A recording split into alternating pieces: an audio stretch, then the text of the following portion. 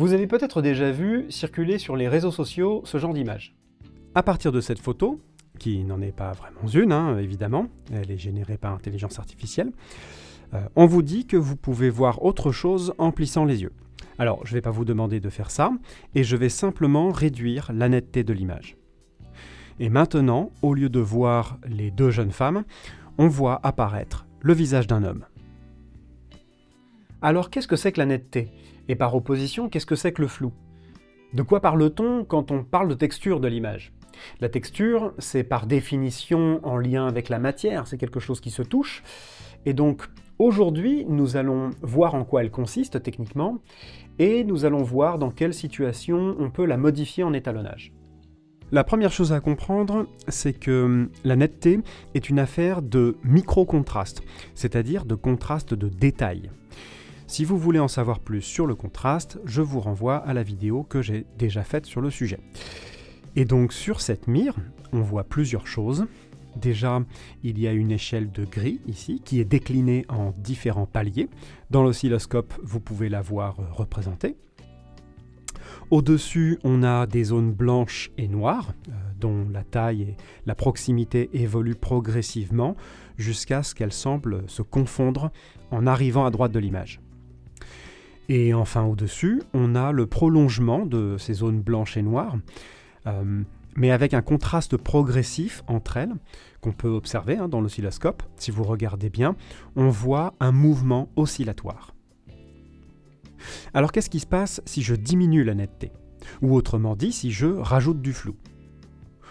On voit le contraste se réduire dans la droite de l'image. C'est-à-dire que la différence de luminance se réduit d'abord dans les détails les plus fins de l'image, en évoluant progressivement vers les détails les moins fins. Cette zone-là correspond aux parties blanches et noires qui se sont confondues, et donc on se retrouve à mi-chemin, à 50% dans l'oscilloscope.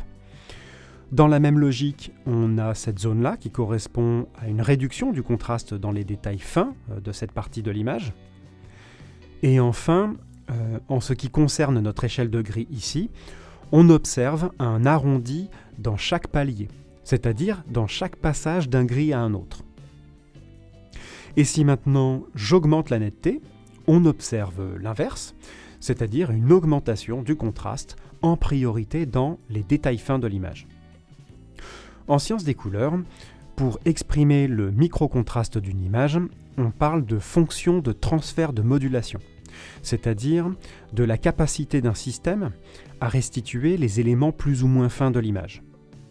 La finesse de ces détails, disons leur rayon d'action, est exprimée en fréquence. Par exemple, une fréquence basse pour un rayon d'action large et une fréquence haute pour des détails plus fins. Parfois, on parle également de texture de l'image, de quelque chose qui est en lien avec le relief finalement. Et donc, comme on l'a vu, on peut définir le rayon de ce relief, c'est-à-dire la finesse des détails qui est impactée, mais il y aurait également la hauteur de ce relief, c'est-à-dire l'amplitude du contraste entre ces éléments. Donc nous avons réglé ici la fréquence de la netteté, son rayon d'action, comme on l'a vu, et maintenant on va se rendre ici pour augmenter l'impact de l'effet, c'est-à-dire augmenter son amplitude, ou bien pour le réduire à zéro, ce qui fait que la netteté n'agit plus. Alors, il existe beaucoup d'outils dans Resolve pour modifier la texture de l'image. On a bien entendu le Mid-Tone Detail, qui, comme son nom l'indique, modifie le niveau de détail en privilégiant les tons moyens, ce qui correspond au ton cher. On l'utilise généralement pour adoucir les peaux du visage, mais il y en a beaucoup d'autres qui sont plus complexes. On a par exemple le contraste pop, ici, mais on ne va pas tous les faire et je vais vous montrer plutôt le texture pop. Donc le texture pop permet différents réglages. On retrouve ici le niveau de détail et au-dessus, on retrouve l'ampleur de l'effet. En dessous, on peut décider de la manière dont s'applique l'effet en fonction de sa tonalité. Donc on peut discriminer les parties les plus sombres, on peut le faire sur les tons moyens, ou bien même on peut le faire sur les parties les plus claires. Et donc on peut ajuster l'impact des parties les plus sombres et les plus claires avec ces réglages ici. Il y a également la possibilité de passer sur un mode avancé, qui nous permet d'ajuster les différentes fréquences de l'effet. On a en premier les fréquences les plus grandes, donc qui affectent le micro-contraste à une échelle plus large, comme on le voit ici. Et je vais copier l'effet pour le comparer avec le réglage suivant. Et donc, en ajustant le micro-contraste ici, on voit qu'on agit sur une fréquence qui est plus petite. Et il en va évidemment de même pour les réglages suivants, qui offrent un rayon d'action de plus en plus petit. Alors concrètement, dans quelle situation est-ce qu'on peut modifier la texture de l'image?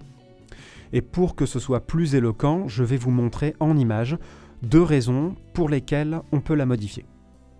Alors déjà, une chose importante à retenir, c'est qu'il est préférable de modifier le micro-contraste dans un serial node, plutôt qu'un parallèle node. Je vous montre pourquoi. Je vais ici modifier drastiquement l'image pour l'exemple, et je vais maintenant aller dans un serial node pour y rajouter du flou. Au passage, si vous avez besoin d'en savoir plus sur les nodes, là aussi je vous renvoie à la vidéo que j'ai faite sur le sujet. Et maintenant, si je déplace le flou dans un parallèle node, on voit que le flou ne s'applique plus sur toute l'image. Les 2 effets se mélangent parce qu'ils prennent tous les 2 leur source au même endroit. Donc, je le répète, à moins que vous ayez une raison de faire autrement, travaillez la texture dans un serial node. Donc la première raison de changer la texture est créative. Vous devez par exemple mettre en valeur un visage, ou un produit cosmétique, ou culinaire, ou peu importe. Et donc la texture peut être une étape à travailler.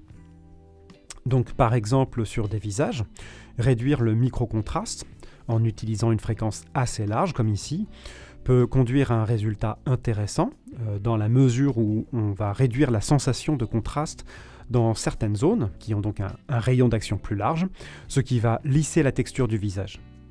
Attention néanmoins à une chose, je vais pousser l'effet au maximum pour que vous le voyez, mais vous aurez remarqué qu'en poussant trop l'effet, on a un grain de peau qui est plus marqué, même si on a réduit le micro-contraste, comme on ne l'a fait que sur un rayon d'action assez large, cela a tendance à révéler les détails fins. On va refaire le test ici, je vais baisser le micro-contraste avec la même logique, plutôt donc avec une fréquence assez large, de manière à réduire la sensation de contraste sur le visage.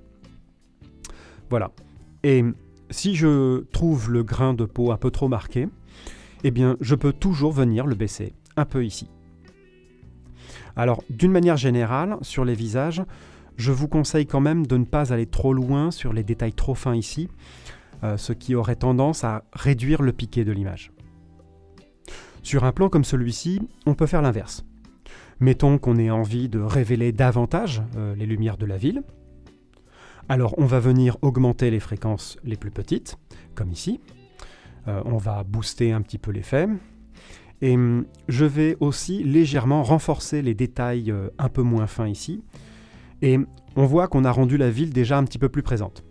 Alors attention tout de même à une chose, c'est que quand on modifie les détails les plus fins, c'est qu'on a tendance du coup à révéler facilement le bruit. Donc prudence si vous l'utilisez. Et si besoin, évidemment, vous pouvez débruiter l'image au préalable. Enfin, on peut changer la texture pour des raisons correctives. Voici 2 images qui ont été tournées par 2 caméras différentes. Et on voit qu'il y a une différence de netteté entre les deux.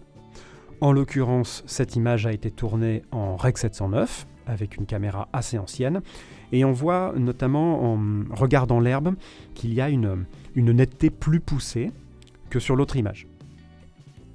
Donc on va copier cette image-là, on va revenir sur l'autre et on va essayer de les faire correspondre à peu près. On ne va pas trop toucher aux détails les plus fins pour éviter de trop réduire le piqué et on va plutôt réduire celui-ci. Je ne suis pas sûr que sur YouTube, avec la compression, vous voyez facilement la différence, mais vous comprenez l'idée.